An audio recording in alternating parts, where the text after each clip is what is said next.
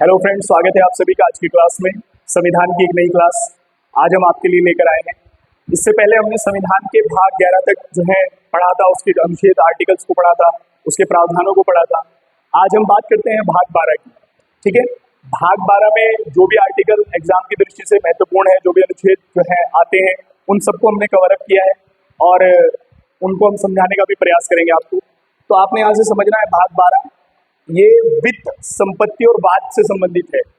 वित्त संबंधी और वाद से संबंधित है, अर्थात पहले समझते हैं अनुच्छेद 264 से 300A तक इसमें जो है प्रावधान किए गए हैं। संविधान के भाग 12 में आर्टिकल 264 से लेकर 300A तक जो है संविधान के अनुच्छेद वर्णित है। ठीक है, अब यहाँ से आपने समझना है ये भाग है क्या। तो भाग 12 के अंदर जो है वो केंद्र और राज्यों के बीच, संघ और राज्यों के बीच वित्तीय साधनों के विभाजन का वर्णन इस भाग के अंतर्गत किया गया है। यानी कि जो टैक्सेस, सरकार को जो पैसा मिलता है वो टैक्स से मिलता है और इसका वितरण किस प्रकार किया गया है, कौन कौन से टैक्स राज्यों को प्राप्त हैं जिनसे वो राशि को प्राप्त करते हैं और कौन कौन से जो है भारत के पास है, केंद्र के पास है, और वो पैसा कहाँ रखा जाता है और उसका उपयोग कैसे किया जाता है, वो सब इसमें जो है वर्णन किया गया है। तो यहाँ से आप समझेंगे एक क्वेश्चन इस भाग से जरूर बनता है। इसी के अंतर्गत आता है वित्त आयोग, जो कि 280 में वर्णित है। पढ़ते हैं, अभी शुरुआत करते हैं इसकी। अनुच्छेद 264 से स्टार्ट होगा भाग जो है आपका भाग 12।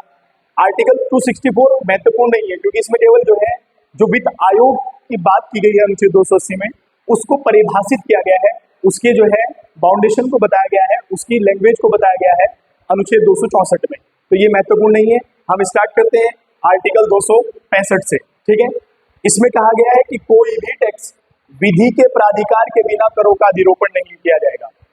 अर्थ क्या है कि कोई भी ऐसा टैक्स जो है कार्यपालिका के आदेश के द्वारा नहीं लग सकता, बल्कि विधायिका उसको जो है कानून के रूप में जब पारित करती है तभी वो टैक्स जो है भारत या राज्यों में लगता है। भारत में लगेगा तो केंद्र सरकार करेगी और राज्यों में लगेगा तो राज्य सरकार विधानमंडल में इसका प्रस्ताव लेकर आएगी। तो यहाँ पर कहा गया है विधि के प्राधिकार के बिना, यानी कि कोई भी जो टैक्स है, जो कर है, वो विधि बनाए बिना जो है अधिरोपित नहीं हो सकता, लग नहीं सकता।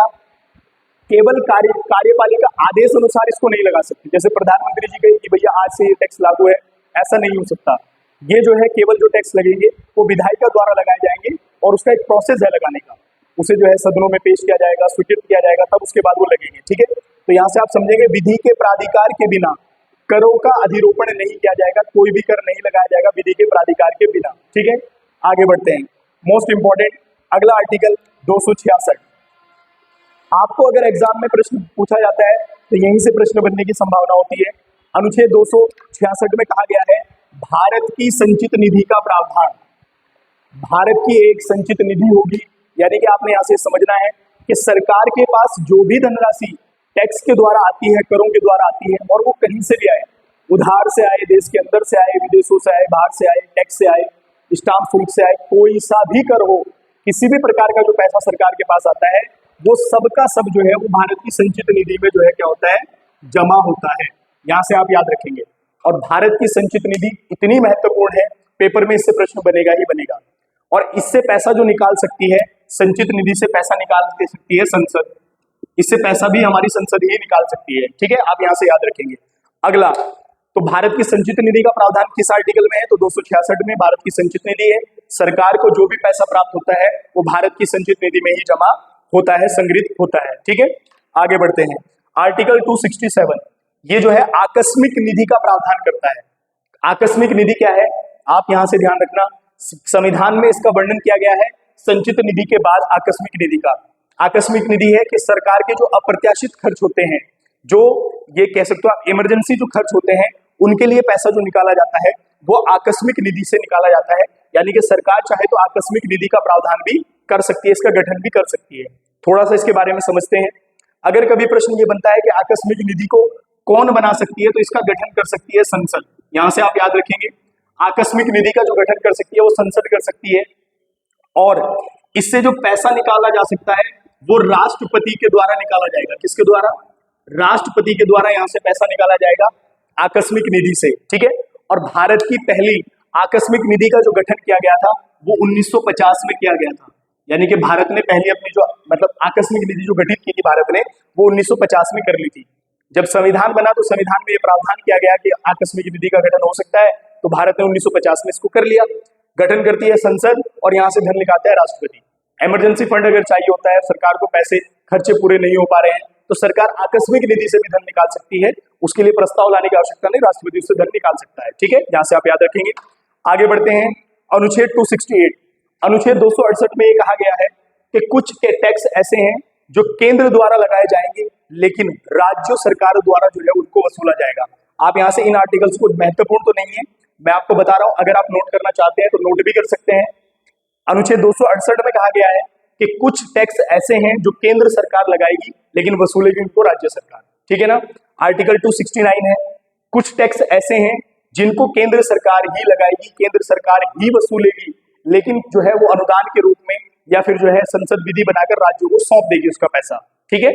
उसके बाद हम बात करते हैं 270 की। 270 में कहा गया है कि केंद्र और राज्यों के बीच जो टैक्सेस हैं उनको विभाजन किया गया है, वित्तीय विभाजन किया गया है। कौन कौन से टैक्स राज्य सरकारें वसूलेंगी, कौन से टैक्स जो है केंद्र सरकारें वसूलेंगी, इसका विभाजन है 270 में। 271 की बात करें हम तो 271 में कहा गया है कि कुछ राज्य सरकारों के टैक्स ऐसे हैं जिन पर केंद्र सरकार अधिभार लगाती है, चार्ज लगाती है। ठीक है, चार्ज लेती है उन पर। ठीक है। उसके बाद 272 की बात करें तो इसको बच्चों रद्द कर दिया गया है और इसको जो है 80वें संशोधन, यहां से आप याद रखेंगे 80वां संशोधन 2000 के द्वारा, जब हम संशोधन पढ़ाएंगे आपको तो बताएंगे इसके बारे में। 80वां संशोधन 2000 के द्वारा जो है आर्टिकल 272 को क्या कर दिया गया है, रद्द कर दिया गया है। ठीक है, अब ये नहीं है संविधान में, ये आप याद रखेंगे। ठीक है। उसके बाद अगला 273, यहां से आप याद रखना आर्टिकल 273 मोस्ट इंपॉर्टेंट है। इसमें आप याद रखेंगे, इसमें कुछ राज्यों की बात कही गई है, असम, बिहार, उड़ीसा, पश्चिम बंगाल। ठीक है, ये राज्य जूट का उत्पादन करते हैं और भारत एक अग्रणी देश है जूट के उत्पादन में, तो आप याद रखेंगे। इसमें कहा गया है आर्टिकल 273 में कि असम, बिहार, उड़ीसा और पश्चिम बंगाल राज्य जो जूट का उत्पादन करते हैं और उस पर उसको जो निर्यात करते हैं और निर्यात पर जो शुल्क लगता है उसके बदले में जो है केंद्र सरकार इनको अनुदान देगी। क्या देगी? अनुदान देगी। यानी कि ये जब जूट का उत्पादन करके उसको निर्यात करेंगे तो जो उस पर शुल्क, टैक्स लगेगा, कर लगेगा, उसके बदले में केंद्र सरकार के द्वारा इनको क्या दिया जाएगा? अनुदान दिया जाएगा। ये आप याद रखेंगे। कौन से राज्य हैं? असम, बिहार, उड़ीसा, पश्चिम बंगाल। कई बार ऐसे एग्जाम में भी प्रश्न पूछ सकता है कि किन राज्यों को जो है जूट निर्यात शुल्क के बदले अनुदान मिलता है, निम्न में से कौन से राज्य हैं? तो आप याद रखेंगे 4 राज्य हैं। ठीक है, आगे बढ़ते हैं। तो आर्टिकल 275, केंद्र द्वारा राज्यों को अनुदान दिया जाता है। ये मैंने आपको पहले भी बताया था इसके बारे में। केंद्र द्वारा जो है वो राज्यों को अनुदान मिलता है और अनुदान मैंने आपको कहा था जिन राज्यों को विशेष राज्य का दर्जा प्राप्त है उनको 90% अनुदान और 10% ऋण के रूप में मिलता है, और जिन राज्यों को विशेष राज्य का दर्जा प्राप्त नहीं है उनके लिए 70-30 का रेशियो होता है। सरकारें जो है अनुदान जो है राज्य सरकारों को देती है केंद्र सरकार। ठीक है, आगे बढ़ते हैं। और हाँ, ये ध्यान रखना आप यहाँ से कि केंद्र द्वारा जो राज्यों को अनुदान मिलेगा उसकी धनराशि को तय करेगी सरकार, मतलब संसद। ठीक है ना, कितना अनुदान किस राज्य को देना चाहिए वो उसके हर राज्य के लिए अलग होगा।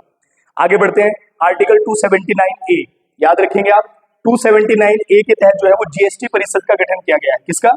जीएसटी परिषद का गठन किया गया है। और यहां से जीएसटी परिषद के गठन से आप एक आर्टिकल याद रखना, जीएसटी को जो जोड़ा गया वो 101वां संशोधन 2016 के द्वारा ऐड किया गया। ये आप याद रखेंगे, 101वां संशोधन 2016 के द्वारा जो है इसको ऐड किया गया। जीएसटी परिषद का गठन आर्टिकल 279A में रखा गया है। ठीक है, और जो है भारत में 1 जुलाई 2017 से जो है जीएसटी लागू हो गया। 5 दरें होती हैं इसकी। ठीक है ना, 5% जो है, मतलब 5 दरों पर जो है इसको लिया जाता है, परसेंटेज अलग अलग है इसका। ठीक है, आगे बढ़ते हैं। सबसे महत्वपूर्ण आर्टिकल जो एग्जाम में पूछा भी जाता है वो है अनुच्छेद 280।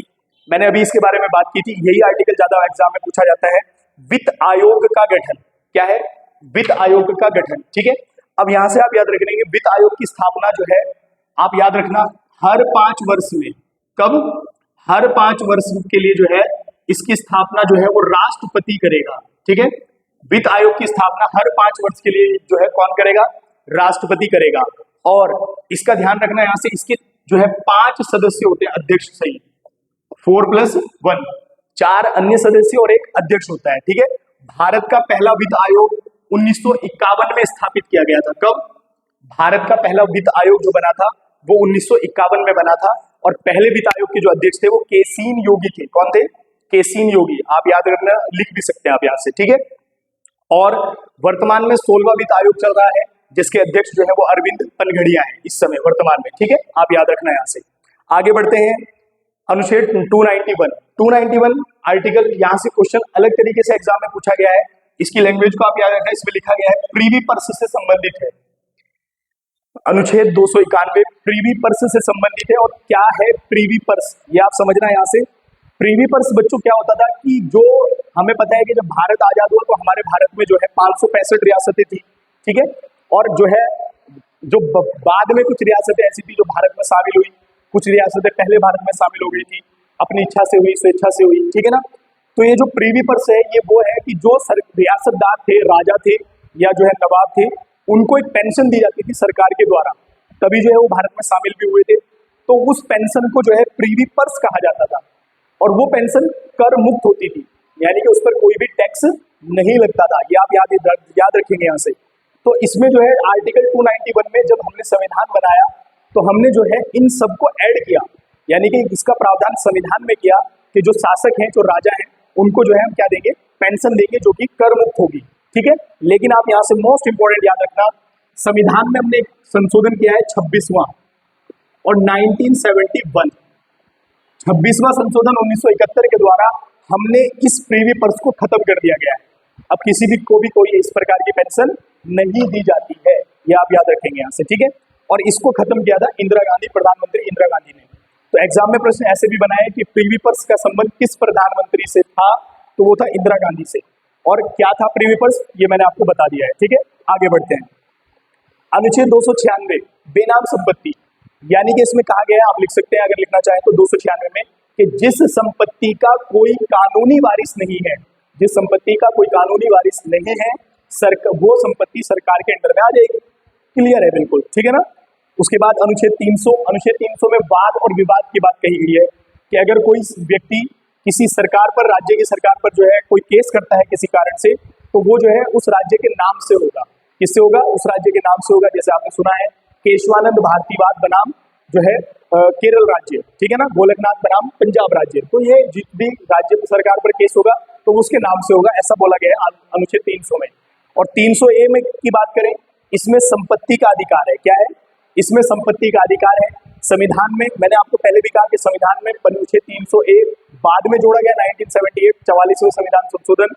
पहले यहाँ 19 के 7 में था, मतलब एक मौलिक अधिकार था, संपत्ति का जो अधिकार था वो एक मौलिक अधिकार था, जिसको बाद में जो है अब कानूनी अधिकार के रूप में रख दिया गया है। तो इसको हमने जो है उठाकर 300A में रख दिया है। पहले ये 19 के 7 में था, ठीक है, संशोधन किया है हमने 44वां। तो बच्चों ये थे कुछ आर्टिकल्स जो अनुच्छेद मतलब भाग 12 से हमने किए हैं, और इनमें बहुत महत्वपूर्ण है कौन, अनुच्छेद 280, अनुच्छेद जो है 291 प्रीवी पर्स से संबंधित है, आकस्मिक निधि, संचित निधि। तो प्लीज यहाँ से कर लेना। वित्त आयोग का गठन, वित्त आयोग का पहला वित्त आयोग, सदस्य, अध्यक्ष, सब, ठीक है ना। तो उम्मीद है कि आपको ये वीडियो समझ में आई होगी। मिलते हैं कल संविधान के भाग 13 को लेकर। धन्यवाद।